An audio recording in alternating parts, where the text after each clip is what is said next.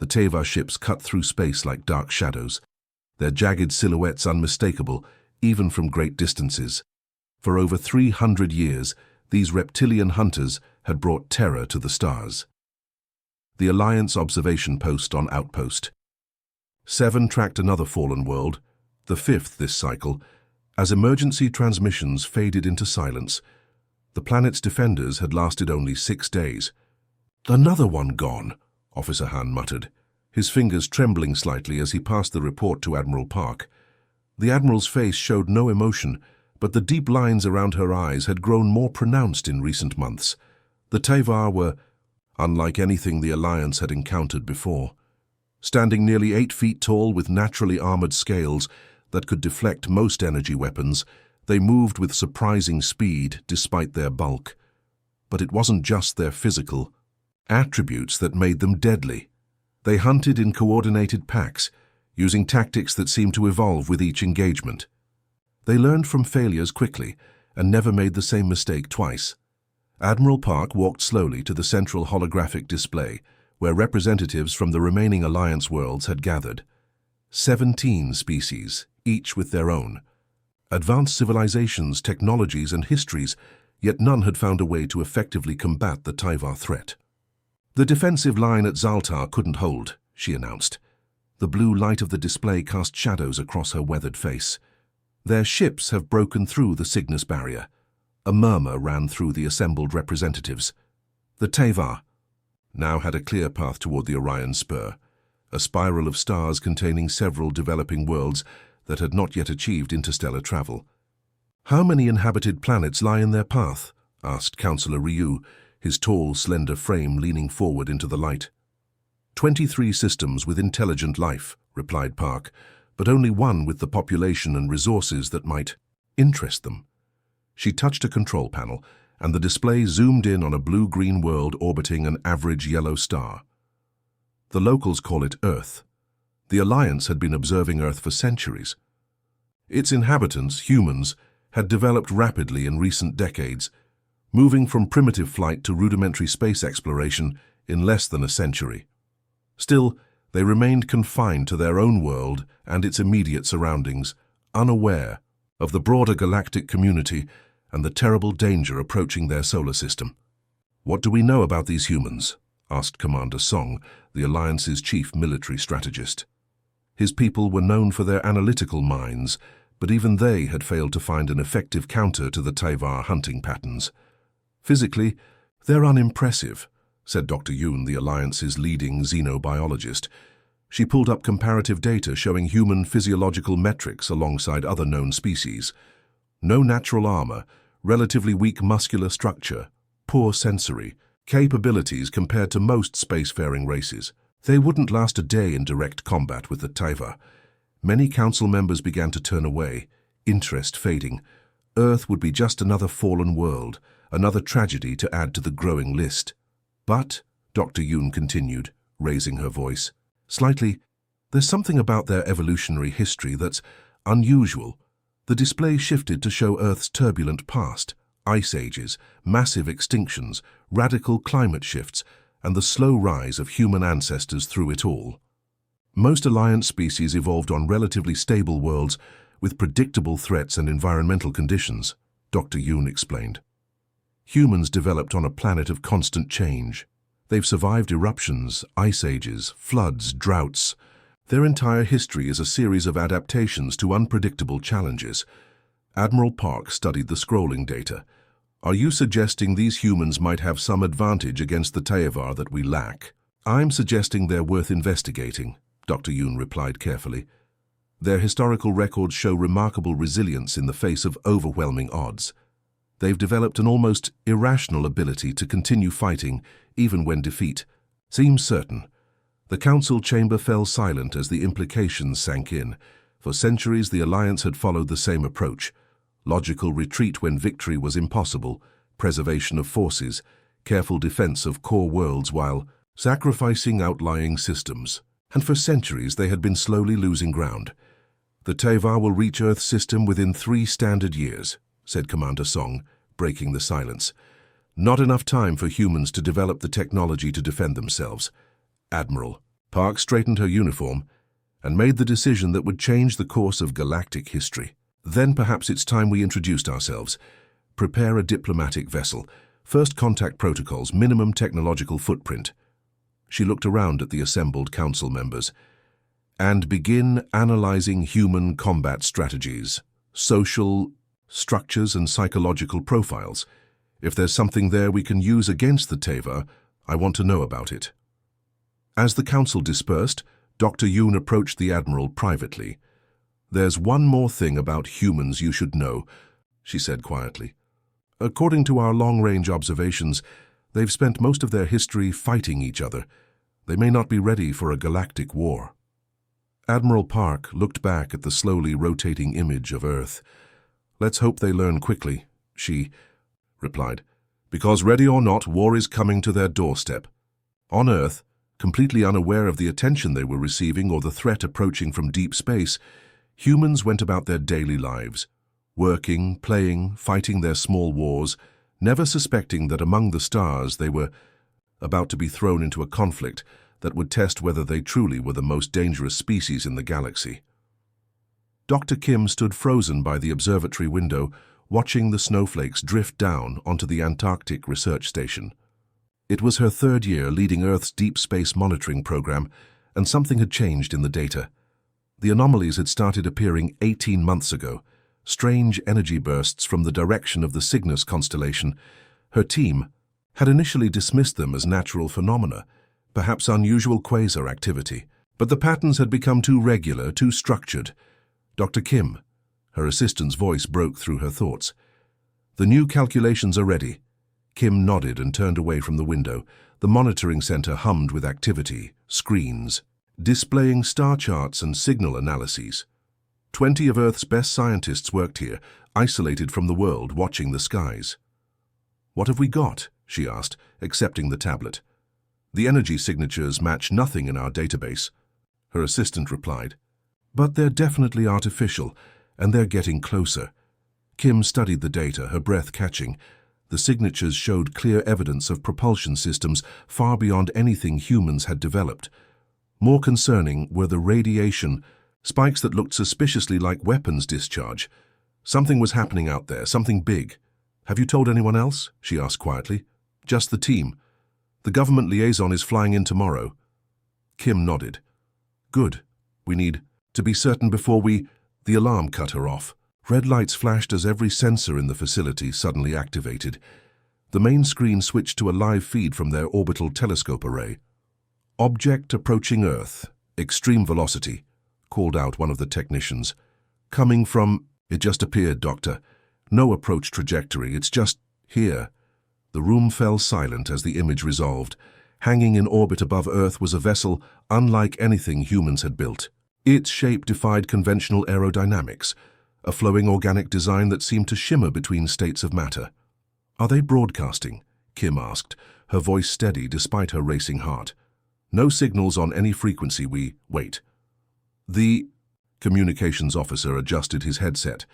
Something's coming through. It's in English. The speakers crackled to life. People of Earth, we request permission to land. We come in peace and urgent need. Please respond. What followed was the most tightly controlled first contact in human history. The alien vessel, identifying itself as an Alliance diplomatic ship, landed at the neutral territory of the Antarctic Research Station. Only 5 world leaders were present, along with Kim's scientific team and a small military contingent led by Captain Lee. The aliens emerged from their ship, and humanity faced its first glimpse of life beyond Earth. The delegation consisted of 3 different species, each more alien than science fiction had prepared them for. Their translator, who called himself June, stood slightly taller than the average human with iridescent skin that shifted colors with his breathing. We apologize for the abruptness of our arrival, June said, his voice surprisingly melodic. But time is short. Inside the hastily prepared conference room, the Alliance representatives explained the situation. The Tyvar threat, the fallen worlds, and the path of destruction heading directly toward Earth. You're saying these Tyvar have defeated 17 different advanced civilizations? Asked the President, her face pale. And you want our help? We haven't even reached Mars yet. June exchanged glances with his companions. We don't seek your technology, he said carefully. We have observed your species for many years. You have qualities that might be valuable. Captain Lee leaned forward. What qualities would those be? Your adaptability, your endurance, your psychological resilience, June replied. Most species in the Alliance evolved in stable environments. Predictable threats led to predictable responses. The Tyvar exploit this predictability, Dr. Kim understood immediately. But humans evolved on a planet of constant change. Precisely, said June. Your species has survived ice ages, volcanic winters, countless disasters. You've adapted to every environment on your planet. More importantly, you've developed a unique approach to conflict. The military representatives exchanged glances. Earth was hardly united. Nations still fought over resources, ideology, and territory. What my colleague means, said another alliance member, a small reptilian being with multifaceted eyes, is that you continue fighting even when defeat is statistically certain. This behavior is unusual and potentially valuable, added June. The Tyvar will reach your system within 3 of your years. Alone you cannot stop them. But with our technology and your unique characteristics, we might stand a chance. The room fell silent as the implications sank in. First contact had brought not just the revelation that humanity wasn't alone, but that their first step into the galactic community would be into a war. You want soldiers, said Captain Lee flatly. We want partners, corrected June. We offer knowledge, technology, protection. In exchange, we ask for volunteers. And if we refuse? Asked the President. The Alliance representatives grew still. Then we will do what we can to help you prepare, June said quietly. But based on previous encounters, your world would fall within weeks of Tyvar arrival. Dr. Kim watched the faces around the room. Shock, disbelief, fear. But something else too, something she recognized from studying human history. Determination. Let me understand this correctly, said Captain Lee, standing up.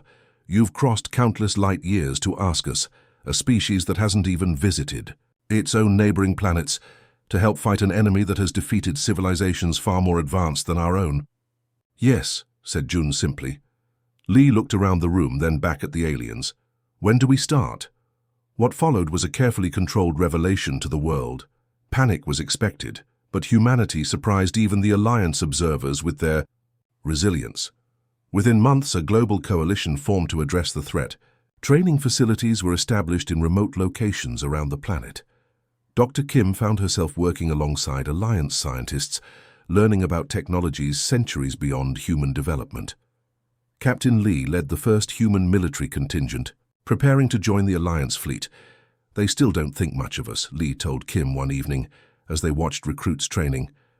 I can see it in how they design the equipment. They're not expecting us to last long. Kim nodded. They're looking at our physical capabilities, not our adaptability. They've never had to fight for survival the way we have. Well, said Lee with a grim smile, I guess we'll just have to show them what humans are really capable of. As the first human ships prepared to leave Earth's orbit, carrying volunteers to join the Alliance fleet, Kim wondered if the aliens truly understood what they had unleashed. Humans weren't just going to fight, they were going to change the war entirely. Captain Lee stood on the observation deck of the Alliance cruiser Vigilant, watching Earth shrink to a pale blue dot. 200 human volunteers had left with him, the first wave in humanity's unexpected entry into galactic warfare. None of them had been in space before 3 months ago. Now they were heading toward the front lines of an interstellar conflict. Still, watching? A voice came from behind him. He turned to see Dr. Kim approaching, her new Alliance uniform still looking stiff and uncomfortable. Hard to look away, Lee admitted. I keep thinking about what we're leaving behind, and what we're trying to protect, she added quietly. The humans had been distributed across the Alliance fleet, small groups assigned to different ships and battle stations. Lee's team of 40 was aboard the Vigilant, a mid-sized cruiser tasked with patrol and response duties along the defensive perimeter. The ship's crew, a mix of 4 different Alliance species, had been politely distant since their arrival. The commander wants to see you on the bridge, Kim said. They've detected something near the Kalara outpost. Lee nodded, taking one last look at the distant Earth, before following her through the ship's curved corridors. Commander Dal, the Vigilance captain, acknowledged Lee with a slight nod as they entered the bridge. Dal's species resembled tall, slender humanoids with silvery skin that reflected light in mesmerizing patterns. Like most Alliance officers, Dal had been professionally courteous but clearly skeptical about the humans' potential contribution. "Captain Lee," Dal said, gesturing toward the main view screen. "We've detected a Teyvar scout ship near the monitoring station at Kalara. Standard procedure is to observe and report back to the fleet." Lee studied the tactical display. The scout ship was small, probably only carrying a dozen Teyvar, but even a small group of the reptilian hunters could devastate an unprepared outpost. "How many personnel at the station?" Lee asked. 22 technicians. No military presence," Dal replied. "We've advised them to activate emergency protocols and seal all compartments." Lee frowned. "And if the Teyvar board them?" Dal's expression shifted subtly, something like resignation. "Then we document the attack pattern for fleet intelligence. The station is not considered strategically significant enough to risk direct engagement." The bridge fell silent. Lee exchanged glances with Kim, both understanding what wasn't being said. The Alliance had been fighting defensively for so long they'd accepted casualties as inevitable.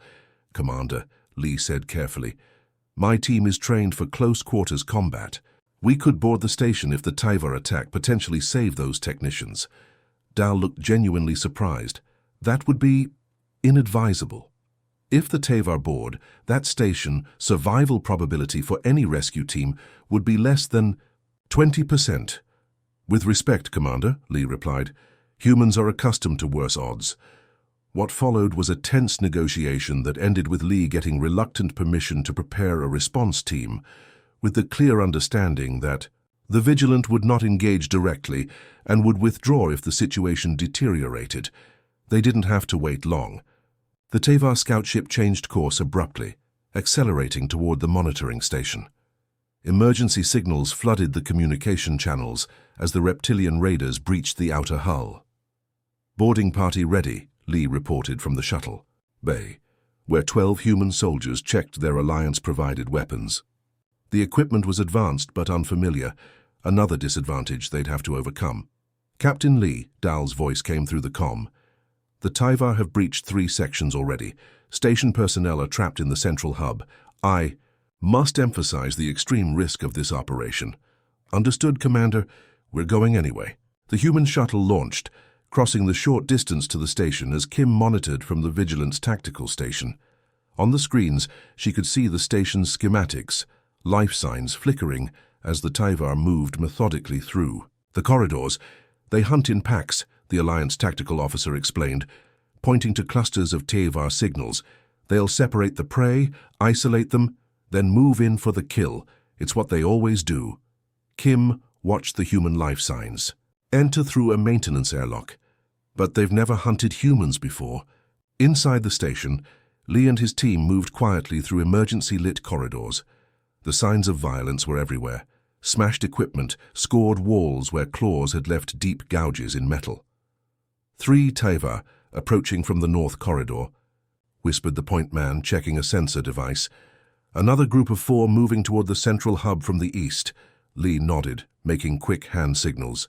His team split into 3 smaller units, moving to positions that made no sense by Alliance tactical doctrine, but felt natural to humans who had studied ambush predators on Earth. The first Teyvar rounded the corner, 8 feet of armored reptilian muscle with rows of serrated teeth and eyes that glowed in the dim light. It moved with a predator's confidence, unaccustomed to being hunted. It never saw the human soldiers positioned above in the maintenance crawl space. The ambush was quick and violent. 2 Teyvar fell before they realized they were under attack. The third retreated, calling out in its hissing language, likely signaling to the others. "They'll adapt quickly," Lee warned his team. "Change tactics, stay unpredictable." And they did. As the Teyvar hunters became the hunted, Lee's team used the station's environment in ways the reptilians hadn't anticipated. They vented atmosphere from sections to disorient the Tyvar. They created false heat signatures to draw hunters into traps. They retreated when outmatched, only to circle back and attack from unexpected angles. On the Vigilant, the bridge crew watched in stunned silence as the tactical display showed something unprecedented. Tyvar in disarray, their coordinated pack hunting breaking down as they faced an enemy that didn't behave like anything they'd encountered before. "They're winning," Dal said quietly, disbelief evident in the commander's voice. "No," Kim corrected, studying the patterns. "They're surviving. There's a difference." When Lee's team reached the central hub, they found the station personnel barricaded inside, terrified but alive. The extraction was difficult. 2 humans were severely injured protecting the technicians, but they made it back to the shuttle. As the shuttle docked with the Vigilant, medical teams rushed to treat the wounded. Lee limped onto the bridge, his uniform torn and blood seeping through a makeshift bandage on his arm. "Mission accomplished, Commander," he reported formally. "All station personnel recovered. We lost no one." Dal stared at him for a long moment. "Your soldiers continued, fighting even after sustaining injuries that would incapacitate most species." Lee shrugged. "Humans have a saying, the mission isn't over until everyone comes home." "You could not have known you would succeed," Dal pressed, seemingly trying to understand. "The odds were—" "With respect, Commander," Lee interrupted, "humans don't put much stock in odds. We've spent our entire history beating them." That night, as the Vigilant continued its patrol with the rescued technicians aboard, something changed in the relationship between the humans and the Alliance crew.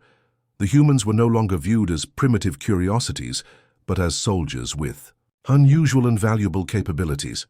Word spread quickly through the Alliance fleet. The Tyvar had finally encountered something they didn't understand, an enemy that thought differently, fought differently, and refused to accept defeat even when it seemed inevitable. The hunters had found their match, not in physical strength or advanced technology, but in the unique psychology of Earth's seemingly unremarkable inhabitants. The human factor had entered the war, and nothing would be the same again. News of the Kalara station rescue spread through the Alliance fleet like wildfire. What had seemed like a minor skirmish to human soldiers represented something unprecedented to the Alliance. A successful defense against Tyvar borders with no casualties among the defenders. Within weeks, Alliance Command requested more human volunteers, and Earth responded. Thousands signed up, eager to protect their home and prove their worth among the stars. Major Choi stood in the war room of the Alliance flagship Indomitable, surrounded by holographic displays showing fleet movements across 3 sectors of space. 6 months had passed since the first human soldiers had joined the conflict. In that time, Choi had risen quickly through the ranks, her tactical innovations catching the attention of Admiral Park and the High Command. "The Tyvar main force is gathering here," Admiral Park said, pointing to a cluster of red indicators near the Arcturus system. "Intelligence suggests they're planning a major push toward the Orion defensive line." Choi studied the display, noting the positioning of Alliance ships. The traditional defensive formation was logical, stronger vessels. In the center, lighter ships forming screening elements on the flanks. It was the same basic strategy the Alliance had employed for decades. "Permission to speak freely, Admiral?" Choi asked. Park nodded. "Always, Major. This formation hasn't worked for 300 years. The Tyvar know exactly what to expect." Choi gestured to the holographic ships. "They'll probe our flanks, find the weakest point, then concentrate overwhelming force there. It's what they always do." The other officers in the room shifted uncomfortably. Questioning established doctrine wasn't common in Alliance military culture. Admiral Park's expression remained neutral. "What do you suggest instead?" Choi stepped forward, manipulating the holographic controls. The neat formation of Alliance ships dissolved, reforming into what appeared to be a chaotic scattering across the sector. "Unpredictability," she said, simply. "The Tyvar expect us to behave logically, to protect our strongest assets and sacrifice our weakest when necessary. So let's do the opposite." For the next hour, Choi outlined a battle plan unlike anything the Alliance had attempted before. Rather than meeting the Tyvar fleet head-on, Alliance ships would operate in small autonomous hunter groups. Some would lay in wait, while others would make tempting targets of themselves. Communication protocols would change randomly. Attack patterns would shift without warning. It's how humans have fought asymmetric wars throughout our history, Choi explained. When you can't match your enemy's strength, you change the nature of the conflict. Admiral Park studied the plan quietly. This requires individual ship captains to make independent decisions based on rapidly changing circumstances. Alliance crews aren't trained for that kind of autonomy. Then pair them with humans, Choi suggested. We've been studying your technology for months. Put human tactical advisors on each vessel. The idea was radical. Alliance military hierarchy was rigid, with clear chains of command and centralized decision-making. What Choi proposed was fundamentally different, a fluid, adaptive approach to warfare that relied on initiative rather than orders. After intense debate, Admiral Park made her decision. We'll try it in the Arcturus sector first. If it works there, we'll expand the strategy. What followed was a crash course in human, tactical thinking for Alliance officers, while human advisors learned the capabilities and limitations of Alliance ships. The integration wasn't always smooth. Cultural differences led to misunderstandings, and centuries of ingrained military doctrine couldn't be changed overnight. Commander Dal, now working closely with Captain Lee aboard the refitted Vigilant, expressed the frustration many Alliance officers felt. This approach feels reckless, Dal said as they reviewed the new battle plans. How can we coordinate if each ship is acting independently? Lee smiled slightly. That's the point, Commander. If we can't predict what our own forces will do, neither can the Tyvar. They've spent centuries studying Alliance patterns. Let's show them something new. The Arcturus engagement began 3 weeks later. The Tyvar fleet arrived in force, over 200 warships moving in their traditional attack formation, expecting to find the Alliance defensive line waiting for them. Instead, they encountered scattered resistance that seemed almost random. Small Alliance strike groups appeared from behind moons and asteroid fields, hitting Tyvar vessels, before disappearing again. When the Tyvar concentrated their forces to counter these attacks, they found only empty space. When they dispersed, to hunt down the elusive Alliance ships, they were suddenly faced with concentrated firepower from unexpected directions. Aboard the Alliance scout ship Swift Echo, Lieutenant Jin watched the tactical display with satisfaction. Her ship, along with 5 others, had been leading Teva pursuit vessels on a chase through the outer reaches of the system. The Teva, accustomed to Alliance ships retreating in good order when outnumbered, had committed significant forces to the pursuit. They've taken the bait, Jin reported to the Swift Echo's captain. Recommend executing Phase 2. The captain, a veteran Alliance officer who had initially resisted the human tactical approach, nodded with new respect. Your people understand. Predators better than we realized, Lieutenant. We should, Jin replied. We evolved being hunted by them, and then we became them. The Swift Echo and its companion vessels suddenly split up, each taking a different trajectory. The pursuing Teva ships, momentarily confused by the seemingly chaotic maneuver, divided their forces as well, exactly as Jin had predicted. Across the system, the same scenario played out dozens of times. Alliance ships broke formation, executed unexpected maneuvers, sometimes even appearing to make tactical errors that tempted Teva commanders into traps. On the Indomitable's command deck, Major Choi and Admiral Park watched the battle unfold. What looked like disorder to untrained eyes was actually a complex, adaptive strategy at work. The Tyvar fleet, for the first time in living memory, appeared hesitant, unable to predict Alliance movements or effectively concentrate their forces. They're starting to withdraw from the outer quadrants, reported a tactical officer. Teva command ships are signaling a regroup. Admiral Park turned to Choi. Now for Phase 3? Choi nodded, her eyes fixed on the display. Now we show them what a real hunt looks like. As the Teva fleet attempted to regroup, they found themselves surrounded by Alliance vessels emerging from hiding places throughout the system. The hunters had become the hunted, their formations disrupted, their usual tactical advantages negated by an enemy that refused to behave according to established patterns. The Battle of Arcturus lasted less than 6 hours, When it was over, 37 Teva ships had been destroyed, and the rest had retreated in disarray. Alliance losses were minimal, 8 vessels damaged, 3 destroyed. "It worked," Admiral Park said quietly, studying the after-action reports. "For the first time in 3 centuries, we didn't just survive a Teva attack, we repelled it completely." News of the victory spread quickly through the Alliance. More importantly, the tactics spread as well. Human advisors were assigned to vessels throughout the fleet.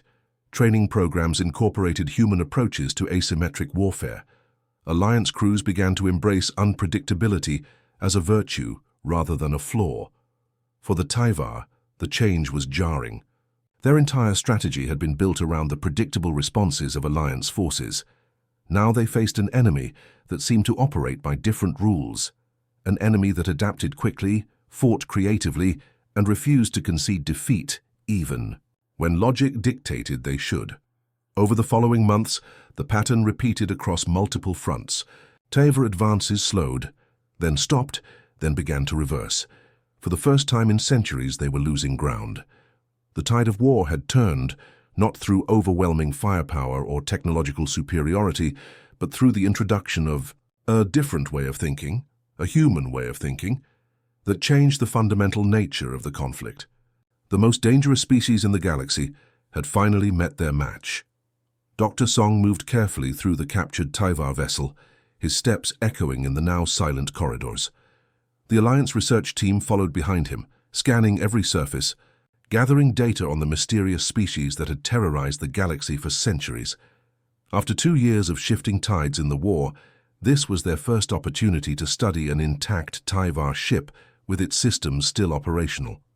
"The life support is still active," noted one of the Alliance scientists, her handheld scanner blinking with data. "But it's configured differently than our models predicted." Song nodded, making notes on his tablet. As the leading human xenobiologist, assigned to Alliance research, he had been pushing for this opportunity for months. The Teva remained largely a mystery, despite centuries of conflict. The Alliance had focused on defense rather than understanding. "We've been approaching this all wrong," Song muttered, mostly to himself. "We've been studying them as predators, but there's something else here." The research team reached the ship's central chamber, what appeared to be a communal area rather than a command center. The walls were covered with intricate markings, some carved directly into the metal, others painted in colors that shifted under different light spectrums. "Are these territorial markings?" asked one of the researchers. Song shook his head slowly, his eyes widening as he studied the patterns. "No," he said, his voice barely above a whisper. "These are stories. They're recording their history."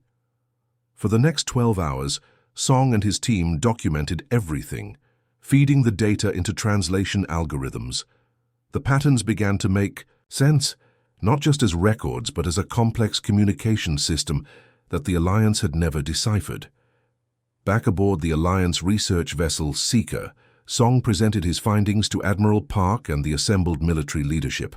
"The Teva aren't just predators," he explained, displaying the translated patterns on the main screen. "Their entire society is built around a central narrative, a story they tell themselves about who they are and why they fight." The Admiral leaned forward. "Explain." Song brought up images of the Teva homeworld, a harsh planet with multiple competing apex predators. The Teva didn't evolve as the dominant species on their world. For millions of years they were prey. Their ancestors lived in constant fear, hunted by creatures twice their size. He switched to genetic data. Their aggression, their pack hunting, their inability to back down from a fight. These aren't just tactical choices. They're survival mechanisms encoded in their DNA. They fight because, for most of their evolutionary history, hesitation meant death. The room was silent as the implications sank in. For 3 centuries, the Alliance had been fighting an enemy they fundamentally misunderstood. "That doesn't excuse what they've done," Captain Lee said from his position near the back of the room. "They've destroyed dozens of worlds." "No, it doesn't excuse it," Song agreed, "but it explains it. Their expansion isn't just about conquest. It's about security. They're still running from ancient fears." Admiral Park studied the data thoughtfully. How does this help us end the war? Because for the first time, we can communicate with them, Song replied. Not just words, but meaning. We can show them that we understand their fear because we've felt it too. The plan that emerged was controversial. Rather than pressing their newfound military advantage, the alliance would attempt direct communication with the Tevar leadership. Song's team developed a message system based on the patterns from the captured ship, a communication that spoke to Tevar cultural understanding rather than just translated words. "This is a mistake," muttered one of the alliance generals during the planning session. "We finally have them on the defensive and now we're going to talk to them." "We're not just talking," Major Choi corrected. "We're showing them something they've never seen before, a different way forward." The message was transmitted directly to the Tevar fleet headquarters, a massive space station orbiting their homeworld. It contained no threats, no demands for surrender. Instead, it told a story, humanity's story, how they had evolved on a dangerous world, how they had once been prey before becoming predators themselves, how they had learned to move beyond constant conflict. For 3 days, there was no response. Alliance forces remained at high alert, prepared for either breakthrough or backlash. Then on the 4th day, a signal came through. A single Tevar vessel requested permission to approach the Alliance flagship under truce protocols. Aboard was a representative of the Tevar High Council, the first diplomatic contact in 3 centuries of war. The meeting took place in a specially prepared chamber aboard the Indomitable. Security was tight, with both human and Alliance guards positioned throughout the room. When the Tevar delegation entered, an audible tension filled the air. The Tevar representative, who introduced herself as Kay, High Speaker for the Tevar Council, was different from the warriors the Alliance had encountered. Smaller, with more delicate features, but with the same intensity in her amber eyes. "How you speak our heart language," she said, her translator converting the complex hissing sounds into words the humans could understand. "No outsider has done this before." Dr. Song stepped forward. "We wanted to understand, not just fight." Kay studied him, her head tilting slightly. "Understanding is rare among stars, fighting is common. On our world," Song replied carefully, "we learned that understanding is stronger than fighting." What followed was not a traditional negotiation, but a cultural exchange unlike anything the Alliance had attempted before.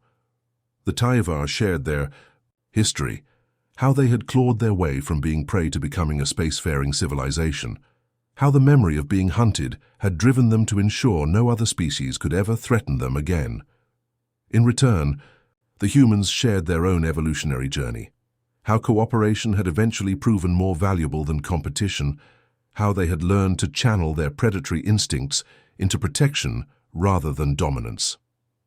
"Your people fight differently," Kay observed, addressing Captain Lee directly. "When cornered, you become more dangerous, not less. This is not logical." Lee smiled slightly. "Humans have never been very logical when it comes to protecting what matters to us." This quality, Kay seemed to search for the right word. A refusal to accept defeat. It is familiar to us. The talks continued for weeks, expanding to include more representatives from both sides. Slowly, a framework for peace began to emerge, not based on surrender or dominance, but on mutual recognition. The Tevar would halt their expansion, the Alliance would acknowledge their territorial claims to certain systems, and a cultural exchange program would be established to prevent future misunderstandings. 3 months later, in a ceremony that was broadcast across Alliance space, the Tevar officially joined the galactic community as members rather than enemies. Kay, now serving as the first Tevar ambassador to the Alliance, addressed the assembly. "For generations, we believed ourselves to be the most dangerous species among the stars," she said, her translator conveying the complex emotions behind her words. "We hunted because we feared being hunted. We conquered because we feared being conquered." She turned to where the human delegation sat. "Then we encountered humans. In them, we saw a reflection of ourselves, a species that had also risen from being prey. But you took a different path. Your danger lies not in your claws or teeth or weapons, but in your refusal to accept limitations, in your capacity to adapt, in your ability to transform enemies into allies. Admiral Park, now serving as Earth's representative to the Alliance. Council stepped forward to stand beside Kay. "We have all evolved in different environments, faced different challenges," Park said, "but we share the same stars, the same future. Today we begin writing a new story together, not as predator and prey, but as equals." As the ceremony concluded, Dr. Song found himself standing next to Captain Lee, watching the Teva and human delegations mixing freely with Alliance representatives. "Did you ever think it would end this way?" Song asked quietly. "Not with a final battle, but with understanding." Lee shook his head. "Shook. 2 years ago I would have said it was impossible. But then again, 2 years ago I'd never left Earth." He watched as Admiral Park and Kay signed the official treaty documents. "Maybe that's humanity's real gift to the galaxy. Not our fighting skills, but our ability to imagine different endings to the story." As news of the treaty spread across Alliance worlds and back to Earth, a new era of galactic cooperation began. The Teva, with their strategic minds and resourcefulness, brought new strengths to the Alliance. Humans, with their adaptability and innovation, served as bridges between different species. Together, they began exploring the galaxy not as conquerors or defenders, but as partners in discovery. The most dangerous species in the galaxy had found something more powerful than fear. They had found understanding.